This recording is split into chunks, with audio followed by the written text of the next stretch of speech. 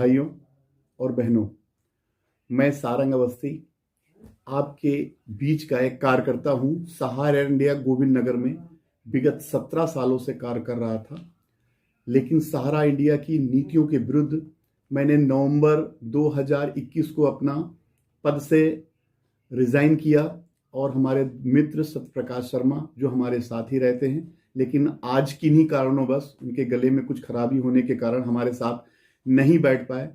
भाइयों, मैं इस मार्मिक अपील करने का एक उद्देश्य ये है कि हमारे सर बराबर टंडन जी, आप लोग जानते ही होंगे, बराबर 2 सालों से सहारा के खिलाफ एक युद्ध कर रहे हैं, एक बड़ी लड़ाई लड़ रहे हैं। मैं भी उन्हीं की टीम का एक छोटा सा सदस्य हूं और उनकी टीम का एक सक्रिय सदस्य हूं जो पूरे देश प्रदेश में सब जगह लड़ाइयों में जाना होता है।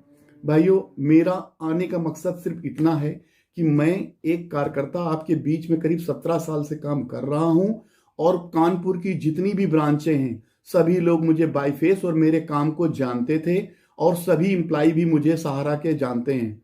भाइयों और बहनों, हमारे सीनियर और जूनियर, मैं एक बात ये कहना चाहता हूं कि सहारा इंडिया जो हम लोगों को, कार्यकर्ताओं को, जमाकर्ताओं को एक गुमराह कर रही है, भुगतान ना देने के लिए तरह तरह के फंडे बना रही है, तो हमको उनसे लड़ना होगा। भाइयों, मैं थोड़ा सा आपको एक नए नियम पर थोड़ा सा फोकस करूंगा।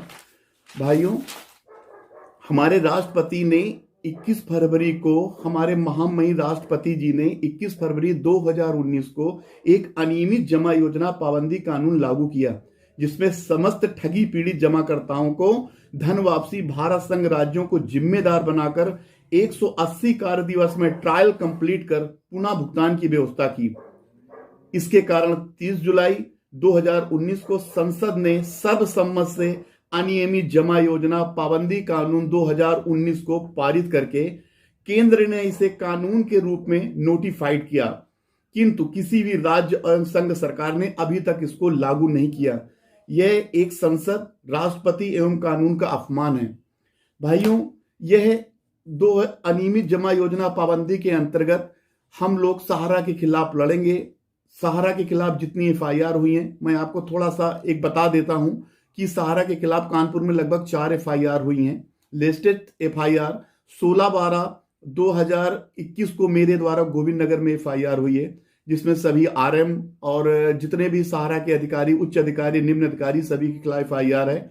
वादी का बयान हो गया है। बराबर धरना प्रदर्शन मैं थाने में कर रहा हूं, गरीब जनता को वहां पर ले जाता हूं और शीघ्र इसकी गिरफ्तारी करा के उनको जेल भेजूंगा। भाइयों, काकादेव की FIR में एक SIT का गठन हुआ है, क्योंकि 20 लाख करोड़ की FIR हुई है। उसमें सर के बयान हो गए। उसमें एक SIT ने गठित करके पूरी सब जांचों एंगल से जांच कर रही है। तीसरी FIR हुई है करीब 1 साल पहले, जिसका कि सहारा काकादेव में हुई है। वो एक क्राइम ब्रांच में आज चल रही है, उसमें भी विवेचना हो रही है और वादियों के बयान हो रहे हैं। भाइयों, मेरा FIR कहने का मतलब है कि हम लोग युद्ध स्तर से लड़ रहे हैं। भाई, हम लोग जितने एजेंट या कार्यकर्ता लोग हैं, अगर अपने जीवित में मैंने या आपने 20-20 साल इस संस्था को अपना खून पसीना दिया है, दिसंबर में रात भर हम लोगों ने काम किया है सिर्फ संस्था को बढ़ाने के लिए।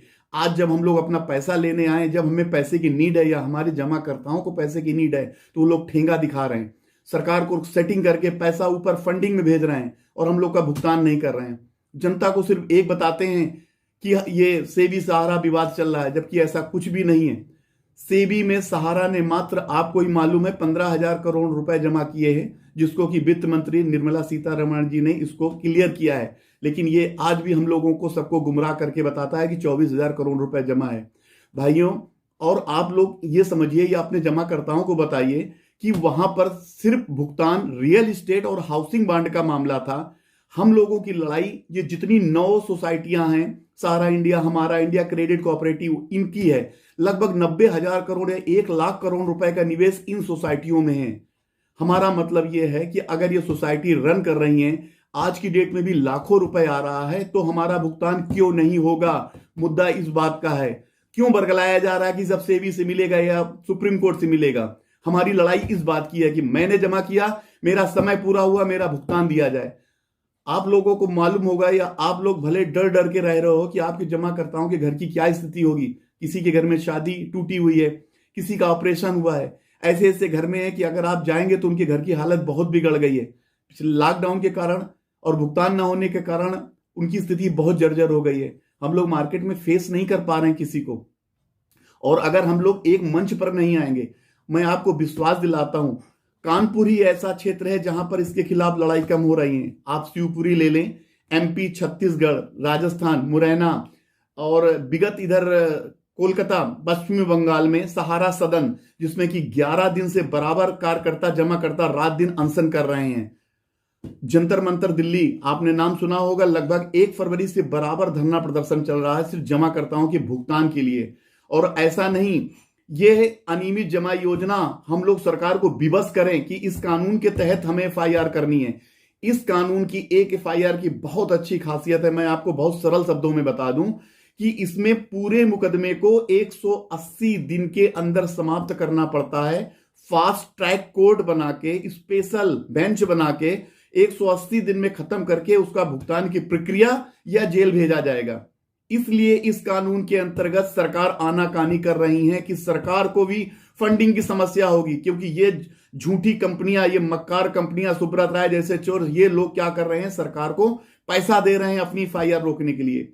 आपको नहीं मालूम होगा, लगभग सारा समूह के ऊपर 400 से ज्यादा एफआईआर हो चुकी हैं और सब गंभीर धाराओं में हुई है। 467, 468, 471 ये गंभीर धाराएं हैं जिसमें कि 10 वर्ष की सजा मुकर्रर की गई है कानून के द्वारा। फिर भी वो पैरोल पर बाहर घूम रहा है, तो इसका क्या मतलब जाता है? आप लोग कुछ समझदार हैं, क्यों सरकार नहीं करती है काम? यहां पर एक एफआईआर करने पर यह व्यक्ति छोटी सी कोई गलती कर देता है तो लोग, पुलिस उसके गांव से उठा लाती है। आज इतनी गंभीर धाराओं के बाद भी ये डायरेक्टर लोग क्यों घूम रहे हैं? मकसद यही क्या है कि इन लोगों ने पैसे के दम पर अपनी गिरफ्तारी रोक दी है। आप लोगों को कुछ पॉइंट ऐसे बताना चाहता हूं जो हमारे भाई जान जाएं, शायद ना जान पाए हों। सहारा ने करीब 2007 या 8 से लेके अपना बहुत मनी साइफन